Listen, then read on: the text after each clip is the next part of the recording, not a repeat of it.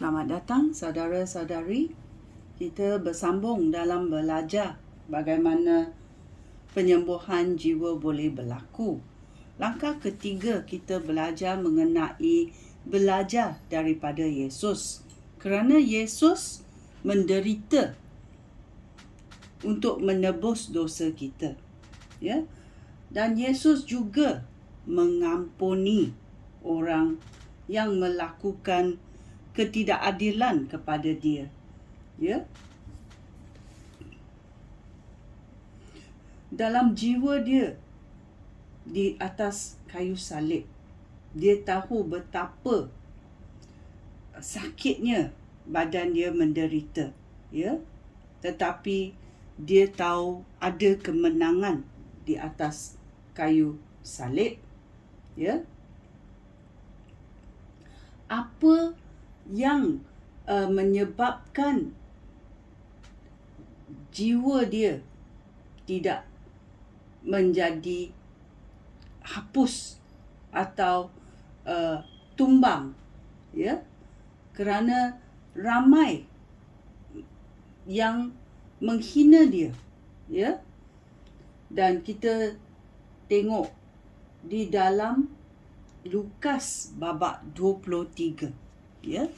Lukas babak 23 ayat 34, dia berkata, Yesus berkata, "Ya Bapa, ampunilah mereka. Mereka tidak mengetahui apa yang dilakukan oleh mereka." Ini mengatakan orang yang menyalib Yesus Kristus tidak mengetahui apa yang mereka lakui. Yesus berkata, ampunilah mereka. Dia memanggil Allah Bapa di syurga mengampuni manusia yang melakukan kejam, benda-benda kejam atas Yesus Kristus. Ya. Oleh itu, kita juga mesti tahu pengampunan boleh menyembuhkan jiwa. Pengampunan ini sangat penting kerana kalau kita mahu pengampunan ini berlaku, kita belajar daripada Yesus. Kerana Yesus mengampuni orang yang melakukan kekejaman ini di kayu salib. Ya. So kita tahu kunci kemenangan adalah pengampunan. Ya, pengampunan. Oleh itu, kita mesti mengampuni orang yang melakukan kejam kepada kita. Ya. Ingatkah kamu cerita dalam Matius babak 18? Ya. Ia mengatakan perumpamaan tentang pegawai yang tidak mahu mengampuni orang. Ya, mari kita mendengarnya. Ya. Petrus datang kepada Yesus dan bertanya, "Ya Tuhan, jika saudara aku berdosa terhadap aku, berapa kalikah harus aku ampuni dia? Sehingga 7 kali ke?" Yesus menjawab, "Bukan 7 kali, tetapi 70 kali 7 kali, iaitu 490 kali. Aku berkata demikian kerana apabila Allah memerintah, keadaannya seperti berikut. Seorang raja hendak memeriksa akaun pegawai-pegawainya. Apabila raja mula berbuat demikian, salah seorang pegawai yang meminjam wang beratus-ratus juta di bawah menghadapnya. Pegawai itu tidak mempunyai cukup wang untuk melunaskan hutangnya. Oleh itu, raja memberikan perintah supaya pegawai itu dijual sebagai hamba, bersama-sama anak isterinya dan segala harta miliknya, untuk melunaskan hutangnya. Pegawai itu sujud di hadapan raja dan memohon, "Bersabarlah terhadap hamba. Hamba akan melunaskan segala hutang hamba." Raja itu kasihan kepadanya lalu menghapuskan semua hutangnya dan membebaskan dia. Tetapi apabila pegawai itu keluar, dia berjumpa dengan seorang pegawai lain yang berhutang wang beberapa ratus sahaja kepadanya. Dia menangkap rakannya, lalu mencekiknya dan berkata, "Lunaskan sama hutang aku ini."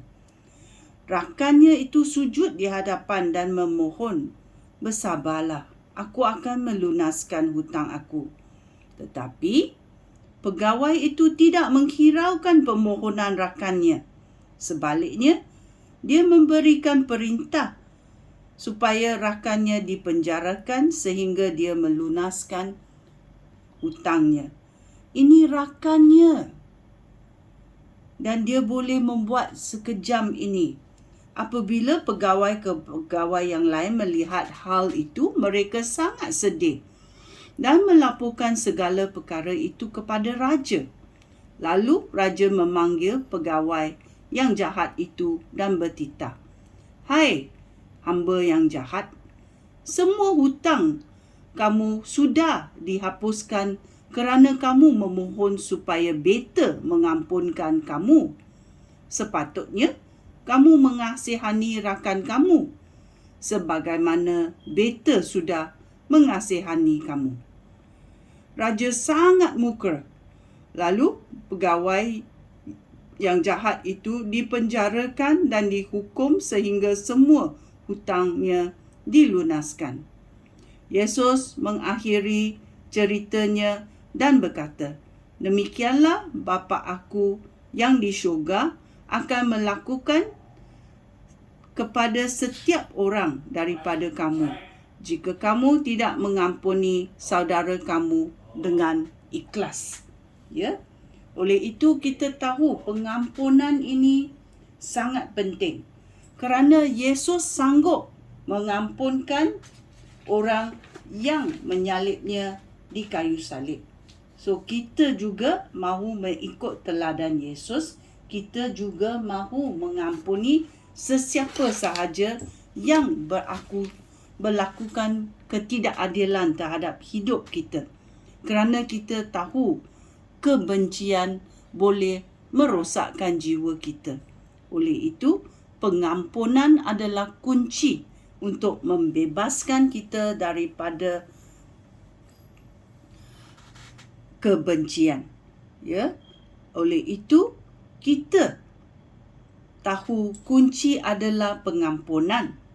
Oleh itu, kita berkata bersama, ya, Allah Bapa, terima kasih kerana mengampunkan kita. Terima kasih Allah Bapa kerana mengampuni saya sekarang juga. Demi nama Yesus, ya, saya berterima kasih kerana kamu rela mengorbankan anak kamu, Yesus Kristus, supaya dosa saya boleh diampunkan. Dan saya juga mahu mengampunkan sesiapa juga yang melukai hati saya.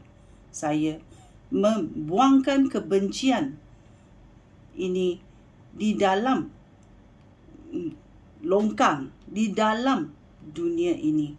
Saya mahu mengikut teladan Yesus untuk mengampuni. Ya Tuhan, saya mahu mengampuni sesiapa juga yang membuat ketidakadilan dalam hidup saya. Saya melepaskan kebencian ini dalam nama Yesus. Sekian, terima kasih. Shalom.